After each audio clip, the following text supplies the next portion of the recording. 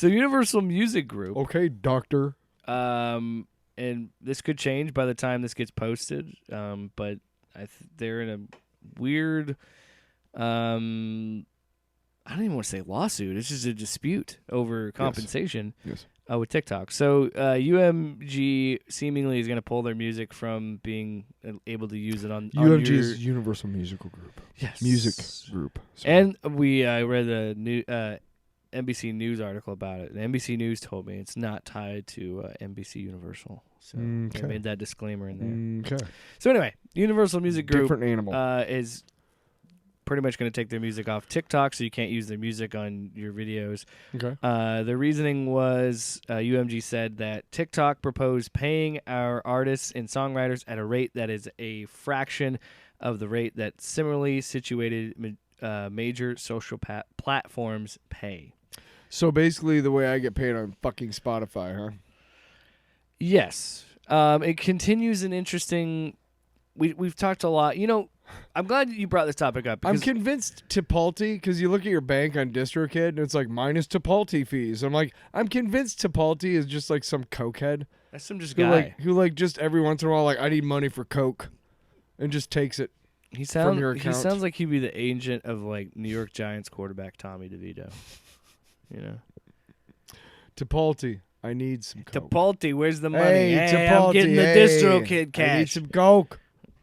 I need some gabagool. Which is capricola, I learned.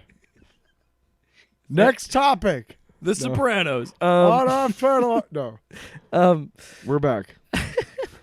So, yeah, and they're talking about other platforms. I'm assuming they're talking about YouTube Shorts. You can put music on there. Probably. And, you know, just other places like Twitter. Where did they get the idea for Shorts? It's almost weird. It's almost like all these It's apps almost are like the same YouTube thing. is like, oh my god, You know how many times we're scared. you know how many times I was on the YouTube app scrolling through the shorts thinking I was on TikTok and then realizing I wasn't on TikTok, and I was very confused by it because they all look the same and I'm old. So anyway, UMG also continued. They wrote an open letter about this whole situation with TikTok. Just a couple things. Ultimately, TikTok is trying to build a music-based business without paying fair value for the music. Kind of like Spotify. As our negotiations continued, TikTok attempted to bully us into accepting a deal worth less than the previous deal, far less than fair market value, and not reflective of their exponential growth. I'm shocked. I'm really shocked, and I hate to be that guy and be political, but I'm shocked that two giant companies would be fighting each other over compensation. Wow. Meanwhile, down in the state of Iowa, probably about 10,000 kids are not eating tonight. Wait, you're not making... Look, on one hand, What's more important? Here's the complication of this. I want to applaud UMG on one hand for saying, hey, you're not paying our artists enough. Sure. But at the same time, it's hilarious to me that they're complaining about something like this, like these corporations. And I'm not saying UMG themselves are guilty of this. No. But how many times do we see this and we're just okay with it? It doesn't match their exponential growth. It's not reflective. Yeah, we know. Artists have been saying, especially smaller ones, have been saying for a long time that these companies fuck artists. Yes. It's great to get exposure and numbers help and all that shit. I am learning quickly and kind of tough that Spotify is not my friend. You know how many streams... Being able to put shit on Spotify is actually not that great of a fucking deal. You know how many streams you have to get to make any more... You know, say you rented a studio and you recorded an album in a professional studio, which, I don't know, depending on where you're at, probably, what, $2-3 grand, right? You do that, you record it, you produce it, it's mastered, it gets everything only in one day. That's all you can afford. Oh, yeah. Right? No, I'm just saying. But just say you do that. You get that money. You know how many downloads or streams you would have to get to even cover that? You would hundreds of thousands. You get a couple hundred, you're getting what, like $10? You know what I mean? And well, I mean, it makes sense that the pool is not it's largely a static pool. of money every month that Spotify has to draw from to pay the artists that are on the fucking platform for free. Now, DistroKid I know pays money to Spotify to get my shit onto Spotify. You pay their licensing. I pay DistroKid. DistroKid pays Spotify. Yeah, but if you make music, you have to. There's go other through a revenue licensing. streams. There's other revenue streams be from on Spotify. Spotify. If you don't have premium, you have to listen to ads. Blah blah blah. But listen, it makes sense because it's a static pool. You got like it doesn't change. It doesn't get bigger or smaller that much. So how many artists every month join Spotify? How many of them are actually paying for the premium like I do? How many of, I mean, when you think about it, no, there's not a lot of money to go around, especially if they're keeping the lion's share. Then we're not going to have, if you have 5 cookies to spread around 200,000 people, that's not very much cookie for everybody. And you have to think about that too. And meanwhile, the guy with the cookies has like 4 boxes. Like, what the fuck? And bro? there's a reason for that, and I understand it. There's a certain reason when you're something like when you reach the level of a platform of a TikTok, yes, or a YouTube or Spotify or something like that. I understand that there is some level of that's like you were just talking about. That's a lot of money to go out for licensing every artist, because it's such a big platform and so many people use it. And then you kind of build this weird economy where it's like, well, I want as an artist that's a smaller artist, you want your music to be everywhere it can be. So you want it to be used on TikTok. You want it to be used on YouTube Shorts and Spotify and all these other things.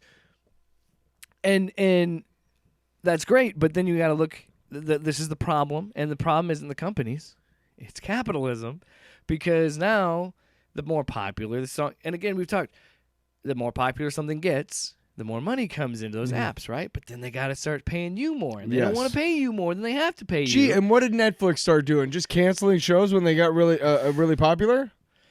I mean, come on, look, it's all around us. You can see their metrics. Yes, you can have their metrics, right? Yep. Spotify gives you their metrics, but how much of that is really your metric? Because you need to find more on the back end. Because there's one thing that I can look at, and it's like click here for excruciating detail. And you look and you're like, this doesn't make any sense because this one song was played like 5 times and I made $2.70 from that. This other song was played 572 times and I made $1 from that. That doesn't make any sense. Does it? Because I got 5 streams during a peak. What the fuck are you talking about? No, it doesn't make any sense. I guarantee you within a year, Spotify is going to start...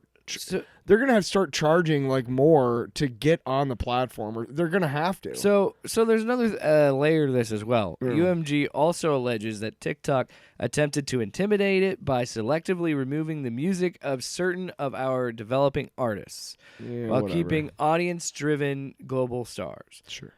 Whatever, dude. I mean, I don't know, but I don't know about shadow banning. I don't know if there is truth. I think there is. What's shadow banning? Where your posts are limited and people can't see your posts, but you don't know why. Yes, that exists. I got shadow banned yesterday by Twitter because I got you promoted your own music? Yes. I was trying. Okay, so lately I've been trying to be a lot more positive and more collaborative, like with the other people on Twitter that are in my timeline and in my community, And it's a lot better than doing politics and shouting at everybody. It's fucking irritating, right? But the thing is so I know that every time I like a post, that makes it more visible to somebody else that might not have seen it, right? Every like helps. The more likes you get. It's all about engagement, The more responses you get, reposts, all that shit, right? So I try to respond and like as many posts from the people that I like as much as I can. And it was like, well, that's unusual activity for you because you're usually a fucking dick. So the fact that you're being real positive and stuff, like, is just like, that's weird. We don't like you because you're a liberal. Yeah, I don't like you being like reposting stuff of people you don't really know just because you're a good guy hippie. And you just want to share the love. You want to get back on Twitter? Sure. $1 million, bitch. That's your fee. Fuck. That was a missed opportunity. When we talked about Echo's budget, I'm not gonna lie. I have thought about buying the blue check, and I'm really sad. I'm sad that don't do it because I will make fun of you. I'm sad that I've thought of it because you're gonna get it, and you're just gonna be like, I get what I paid for. I got what I paid Good. for. I was gonna say you better fucking use that one. You're like, oh, I'm so smart. Brilliant. Yeah. All right, Tyler. It's that time. It's that time. Off panel, off topic with Jake and Tyler.